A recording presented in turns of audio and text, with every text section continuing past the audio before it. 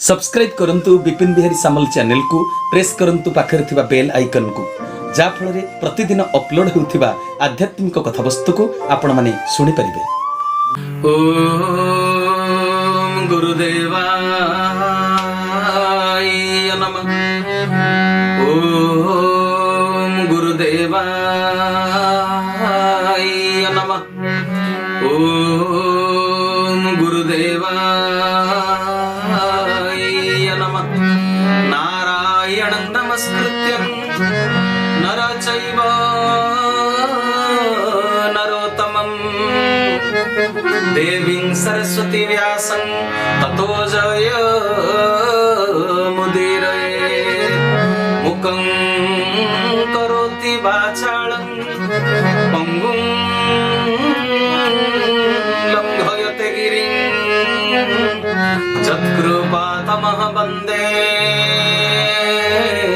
परमानंद माधव।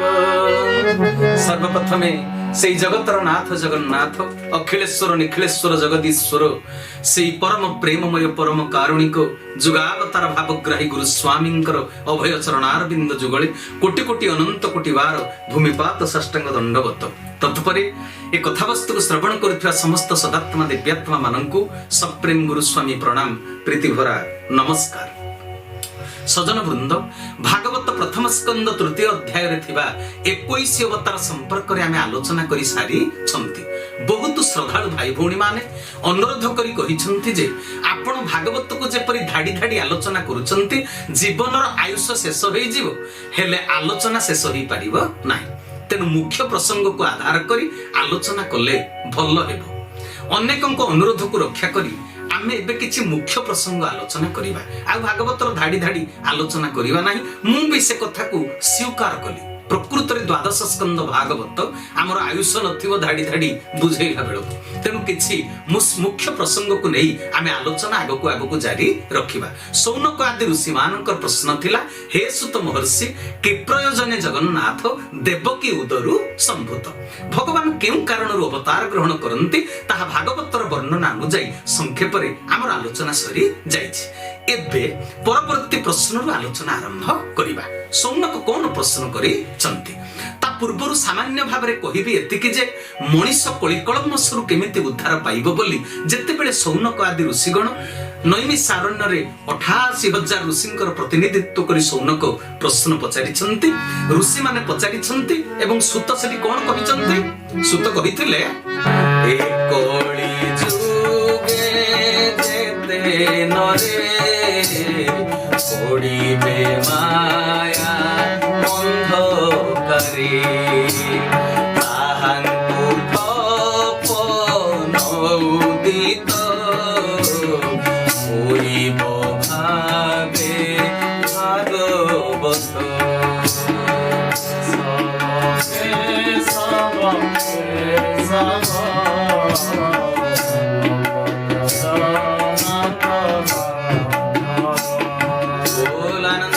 भगवान की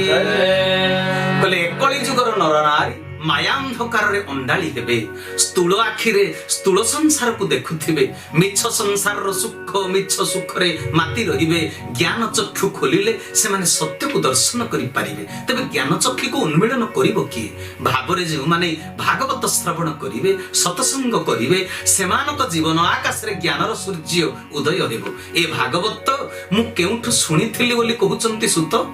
मु कोठु ए भागवत को सुनिथिली राजा संगते गंगा तोटे अनेक ऋषिंक संगते हे भागवत तत्ववाणी सुखमुनिंक मुख शुणी जानिले सुख अनुरागे एबे कहिली तुंभ आगे।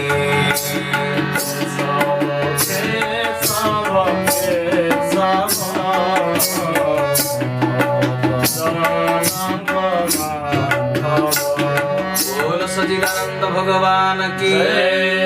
सुंदर भाव में कोठु मु सुनिथिली भागवत ए कथा को मध्य सुत महर्षि कहउचंते कले परीक्षित राजांक समेत 60,000 ऋषिंक संगत रे गंगा तट कुरुजांगल पवित्र स्थान रे जे भागवत को मु सुखदेवंकर श्रीमुखरु श्रवण करिथिली सुखदेवंक अनुग्रह रु मु जहा जानिथिली एबे तुम मानको आगरे ताहा प्रकाश करूछि। तेणु हे 88,000 जन ऋषि ए भागवत मोर निजस्व कथा नुहे एहा मु सुखदेवंक मुखरु श्रवण करिथिली आज तुम मानको सुनाउछि। भागवतर गुण महिमा एते कथा कहिला परे एते कथा 88,000 जन ऋषि जानिला परे मुनि मानक मध्य रे जे कर्मसिद्ध एवं कुलवृद्ध किए ना वयस्क होचंती सौनक।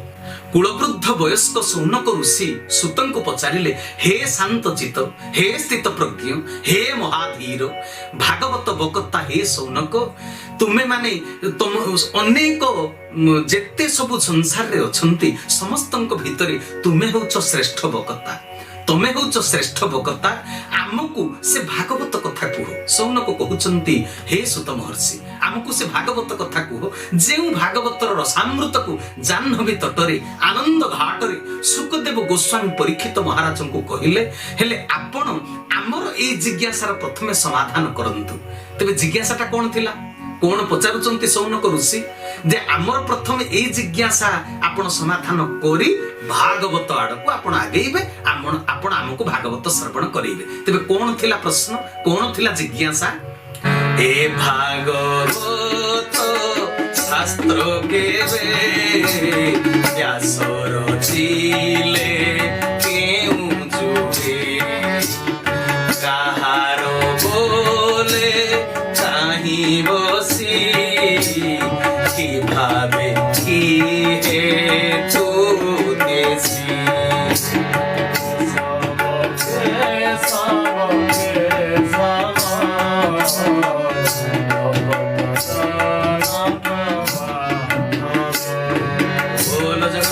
महाप्रभु की बोल सुत महर्षि जी की बोल सौनक महर्षि की। सौनक पचारिले हे सुत महर्षि भागवत शास्त्र केबे रचना हेइथिला केउ जुगरे ए रचित शास्त्र केते बेले को समय रे कहार प्रेरणा रे यह रचना हेइथिला केउ पवित्र स्थान रे केउ उद्देश्य रखी केउ भाबरे बजी व्यासदेव ए परम संहिता को रचना करिथिले। एते गुडिए प्रश्नर उत्तर देबा को जाई महर्षि सुत कोन कहिले जानन्ते प्रथम प्रश्नर उत्तर देबे से कहउचंती जे याको किए रचना करिथिले ए जो भागवत परम शास्त्र याको रचना करिथिले किए ए प्रश्नर उत्तर देबा को जाई कहउचंती सुत महर्षि तृतीय जुग भगवन्ते द्वापर जुग उपगति विष्णुर हंसे व्यास मुनि जन्मिले नर देह घेनी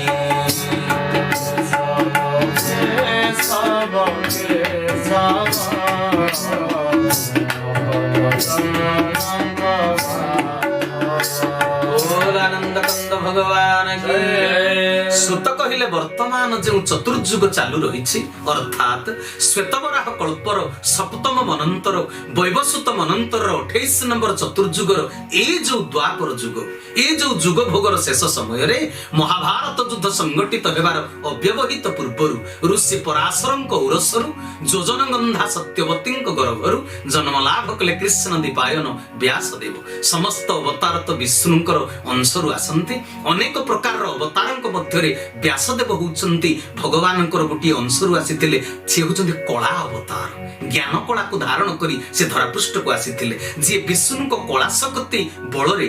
अंबिका अंबालिका को गर्भधारण मध्य कराइथिले महाभारत रो एक कथा आपण माने जानिथिबे विष्णु को कला ग्रहण करी एई ग्रंथ ब्रह्म भागवत को व्यासदेव रचना करिथिले। दिने प्रभात समय रे गंगा रे स्नान सारी बदरीवन श्यामा प्रास आश्रम पवित्र पीठ रे ध्यान रे बसिथिबा बेले आगामी कली जुगर भयंकर रूप तांक दृष्टि गोचर हेला ध्यान मार्ग करे जुग अनुक्रमे कली तार गुणधर्म स्वभाव को प्रकट कराइबो। कली जुगरे कोन हबो ता तळधाडी रे लिखुचंती व्यासदेव ए ता तळधाडी रे जगन्नाथ दास उल्लेख करिसंती आउ कहउचंती सुत महर्षि व्यासदेव कोन देखिले ध्यान मार्ग करे श्रद्धा छाडीबे अति दूर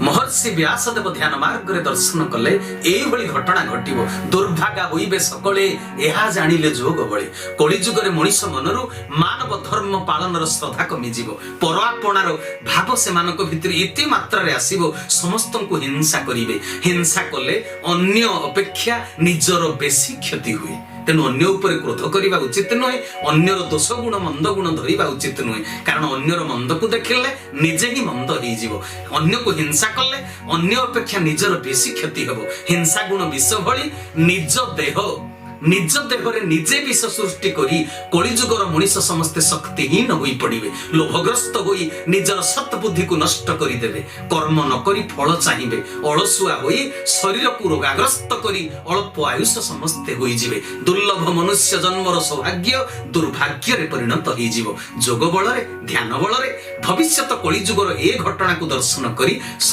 मुनि श्रेष्ठ व्यासदेव उपाय कले कौन करी केमिति कलिजुगर मनीष भगवत सानिध्य लाभ करि पारिबे गुणकर्म अनुसार जे चारि वर्णर विभाग रहिछि ईश्वर अभिमुखी नहेले मनीष माने से कर्म गुडी करू विमुख होई जिवे निजर कर्म संपादन केही करि पारिबेनी निकर्मा होई जिवे निकमा ही जीवे से माने कर्मक्षम ही पारिबे नाही ए कथा को दर्शन करूचंती ध्यान रे व्यासदेव वेद मार्ग रे न गले मनीष धर्म छाड़ी अधर्म करिवे जीव केउ कर्म करी विष्णु माया को अतिक्रम करि पारिबो से उपायटी जगत जनक पई मु कोन देई पारिबी ए कथा व्यासदेव चिंता करिबा को लागिले तबे से कोन चिंता कले मुंडा सुनार मूल्य अछि मूल्य अधिक हेले ताकू जेमिति साधारण लोके आग्रह करंती नाही बा व्यवहार करि पारंती नाही साधारण लोकंकर आग्रह थाए अलंकार रे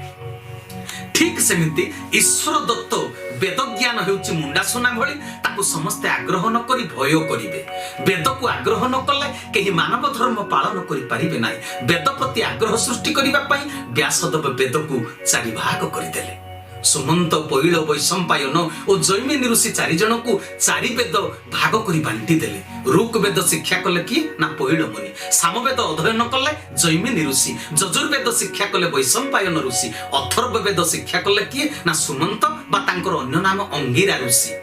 दूरदृष्टि संपन्न व्यासदेव पुनः समाधि जोगरे देखिले जे कली समाज रे बहुत व्यक्ति विद्वान रहिबे नाही वेद को पढ़ी बुझी दिनचर्या लगाइबा समस्तक पक्षे संभव हेब नाही तेनु चारि वेदर निर्यास को सरल करी पुराण इतिहास रचना कले व्यासदेव जाहाकू पंचम वेद बोली मध्य आख्यान कले पुराण इतिहास को पंचम वेद बोली आख्यान करिसंती व्यासदेव तेबे सजन वृंद आजिर कथावस्तु को एठी विश्राम देउछि जे व्यासदेव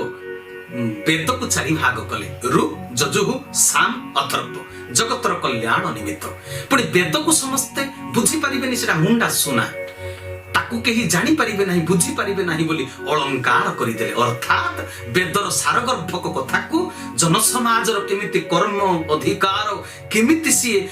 सत पथरे जाई निज जीवन को सफल करिवे भगवत सानिध्य लाभ करिवे ब्रह्मत्व प्राप्ति हेबे साधारण संसारी जंजालग्रस्त मनीष तेनु वेदर सार कथा को रखि से पुराण इतिहास मध्य रचना कले तेबे पुराण इतिहास रचना करिसंती अष्टादश पुराण व्यासदेव जगतर कल्याण पाई एते बड़ कार्य से करिसंती तेनु व्यासदेवंकर पाद तले कोटि कोटि अनंत कोटि बार दंडवत तेबे सजन वृंद भागवतर कथा को परवर्ती एपिसोड रे पुणी आमे आगे नबा तेबे समय अनुसार आजिर कथा वस्तु को एठी विराम देउछि हरि ओम तत्सत हरि ओम तत्सत हरि ओम तत्सत श्री केशवार्पणमस्तु श्री केशवार्पणमस्तु श्री केशवार्पणमस्तु श्री केशव शरणम श्री गुरुस्वामी शरणम श्री चरमनाथ शरणम समय अनुसार आजिर कथा वस्तु को एठी विराम देली समस्त को विदाय कालीन सप्रेम गुरुस्वामी प्रणाम प्रीति भरा नमस्कार।